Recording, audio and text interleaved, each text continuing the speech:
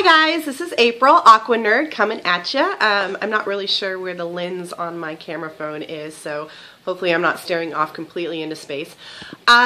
So today I'm going to show you guys some of my tanks. I have 3 tanks. I have a 20-gallon guppy cory tank, and I have a 15-gallon Betta simorum, which is a type of wild betta. It's a species-only tank. And then I also have my GUPPY FRY grow-out tank. So here is my 20-gallon. Hopefully this will look good. I can't really see on the screen exactly what it looks like. So as you can see, here are some of my very colorful guppies. I'm getting ready to do a water change on this tank, and I'm not really happy with the level of light that my light gives this tank. So I am planning on adding light to this. It's not bright enough for me. My plants, I mean, they're doing okay, but I don't know if you can see. I mean, they're pretty lush and green, but the Java Fern just looks pathetic. I do add flourish once a week, and I feed the fish a very varied diet. I do freeze-dried brine shrimp, this Tetra Min 3 kind of variety pack thing that also has granules or pellets and crisps, which is a type of flake food.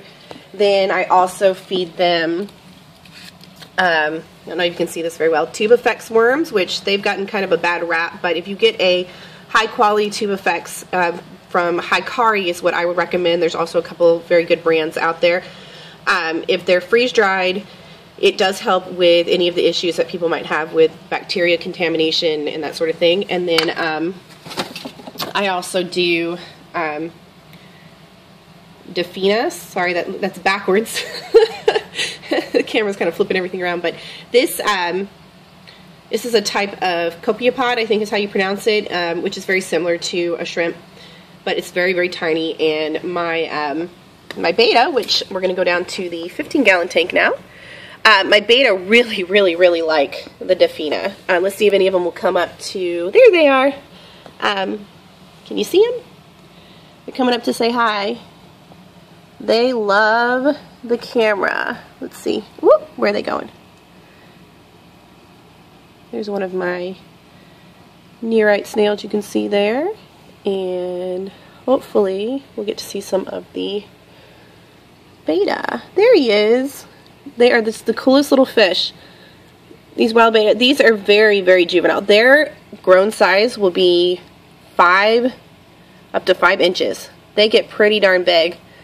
Beautiful fish, really super curious. They love to come up to the tank and see what I'm doing, and see what I'm up to. So there's my 15-gallon. And what's good about these guys is I do have a bubbler going, and I have a canister in intake filter, and I have the outtake or the flow bar where you can see it right. Sorry, camera. You see it right there. The flow bar is positioned to where it doesn't really agitate the top of the water a lot. Sorry, we're getting into a dark hallway. But it agitates it enough to where the bubbles and the outtake of the filter help with gas exchange and oxygenating the tank, so it doesn't get like really putrid and fetid in there, which sometimes if you try to lower the circulation in the tank, things tend to kind of like rot and your tank will smell, and a lot of that could be because you're not doing enough water changes and not just because there isn't enough water flow. But the wild type Betta seem, at least this particular kind, simorum, seem to kind of like the water flow and the bubbler. So I haven't had any issues with them like you might have with Betta splendens, which tend to have longer, more delicate fins, and they do not appreciate really fast flowing water. It can drag them down and make them uncomfortable. Okay, so here's my fry tank. Let's see if y'all can see it. Aren't they adorable? I love these little guys. So I don't know if you noticed in the video part where I showed you the 20-gallon, but there are almost as many fry as are in this tank. There are that many in my 20-gallon, because right when one of my girls dropped her babies, the other one decided this would be a good time to drop hers too, so I didn't catch her in time, and a lot of hers ended up in the 20-gallon. But as soon as they get a little bit bigger, they'll end up in the fry tank. If you notice here, I have covered the bottom of my filter, just for right now while they're this small, with a filter sponge and a hair tie. And it still works really well. This is a mini filter, so it has to stay above the water line even though it's in the tank, and that that kind of reduces how much water I can put in the tank. As you can see, the water line isn't quite up to the top. And then these guys are probably really hungry because I had to go to an early morning meeting and I did not get to feed them this morning. So I'll show you what I feed them most of the time. I have this stuff called, it's also Hikari. As you can tell, I kind of have a brand preference. It's called Ocean Plankton. And then I also have my own little special fry mix that I made in this little container. It's got a combination of some of the flakes and the brine shrimp and some of the pellets, and I've crunched this up so that it's small. I don't know if you can tell in there. Let me open it up. I've crunched it up so that it's small, and then I put some of the plankton in there. But when I put it in the tank, I also crunch it up even more with my fingers to make it even easier for them to eat. Some people make like liquid food for their fry, which is awesome. I'm going to try that myself.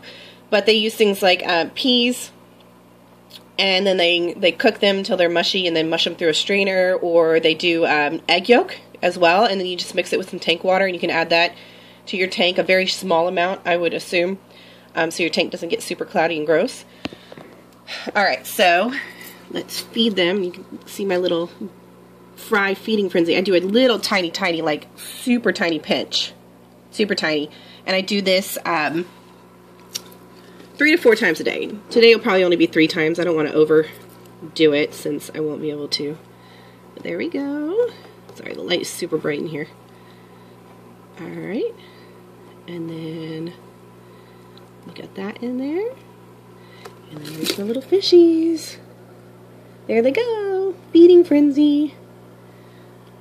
They're so cute. Some of my friends, they don't understand my obsession with the fish, but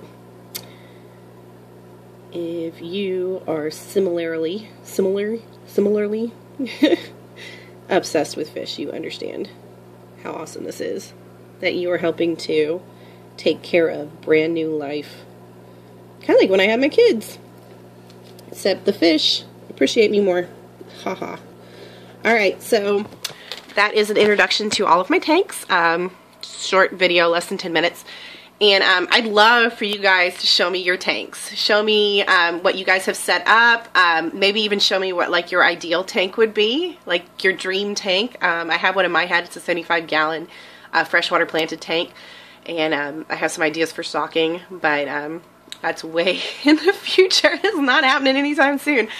So thanks, guys. If you have any questions about my setups, how I feed my fish, my water changes, that sort of thing, let me know, and I can do some future videos on how I take care of my tanks. And if you guys have any advice for me, please, I am fairly new to fish keeping. I've been doing this for 3 years previously. Made a lot of mistakes because I did not do my research when I first started fish keeping. I ended up with one pleco that survived 3 years and then passed away, and he was in a much too small of a tank for his species and the size that he would have eventually gotten if he hadn't passed away. So I've learned a lot in the process of setting up these tanks now, and I am continuing to learn. So I always welcome your advice and your comments, and please comment below. And also please hit me up with a video response from you guys, and always love for you to comment. Thumbs up, +1, whatever Google is doing now. Talk to you guys later. Aqua Nerd out.